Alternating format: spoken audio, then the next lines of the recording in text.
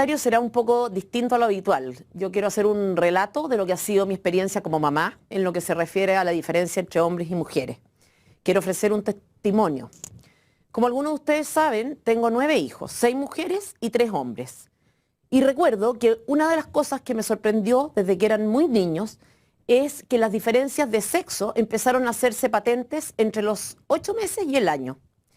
Mientras los hombres eran capaces de arrastrarse, porque ni siquiera caminaban, para alcanzar una pelota, las mujeres miraban el espectáculo con total pasividad, como si no entendieran qué clase de atractivo podía tener una esfera que gira.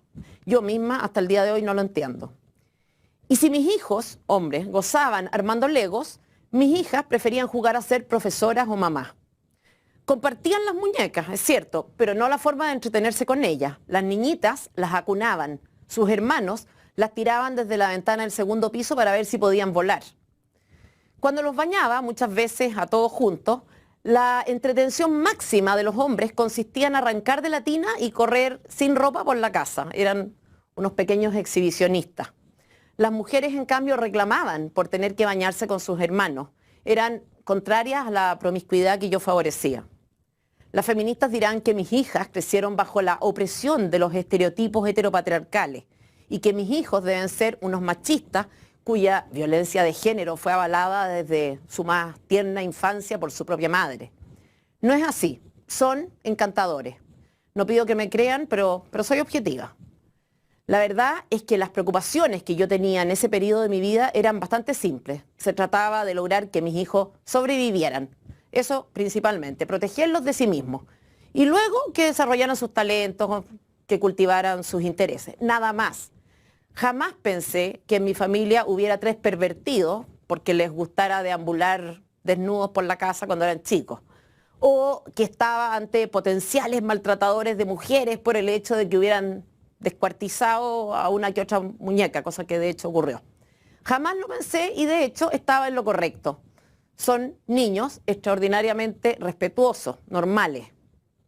Últimamente, y a propósito de esta obsesión de reprimir cualquier forma de espontaneidad, me he preguntado qué fue lo que pasó, cómo es que llegamos a la tontera de calificar de agresivos o de violentos hasta los gestos más inocentes.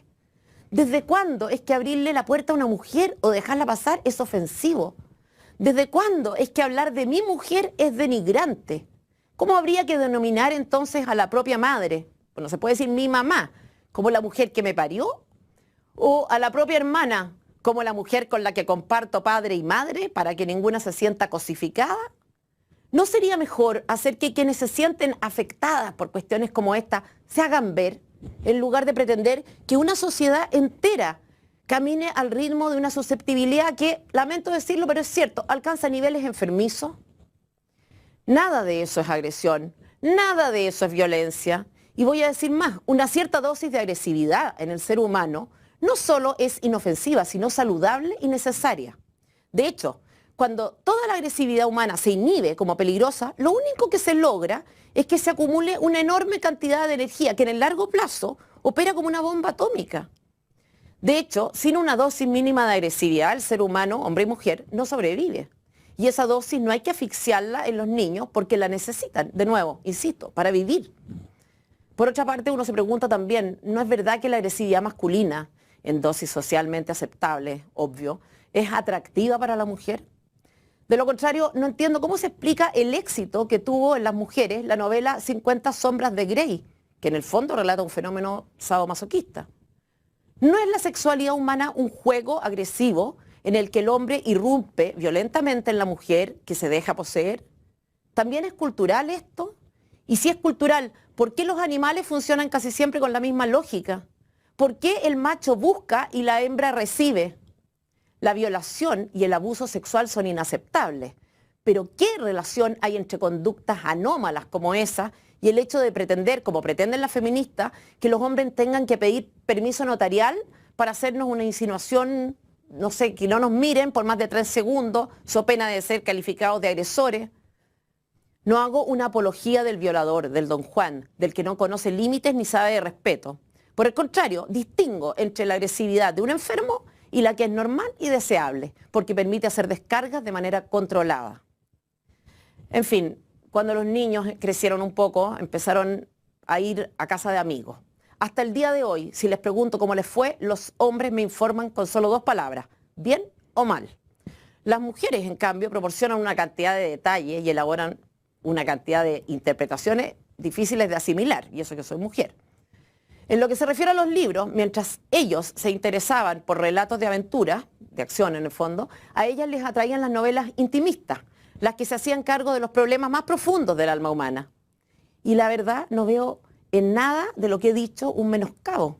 No creo que construir un puente sea más valioso que cuidar a un enfermo. Tampoco creo que estar en el Congreso sea más meritorio que hacerse cargo de una familia.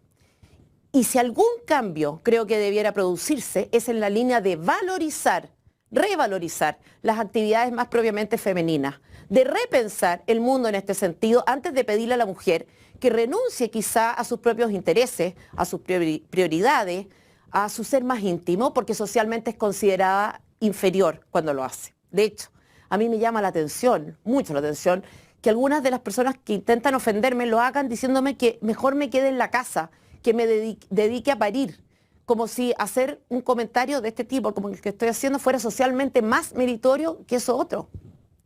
El feminismo, en el fondo, es una versión renovada del machismo, una forma autodestructiva de exaltar lo masculino, de decirle al hombre que lo que él es, que lo que él ha hecho a lo largo de la historia es muy superior a lo que hemos hecho las mujeres. Cuando oigo el discurso feminista, pienso en mis hijas, en lo que les va a tocar vivir.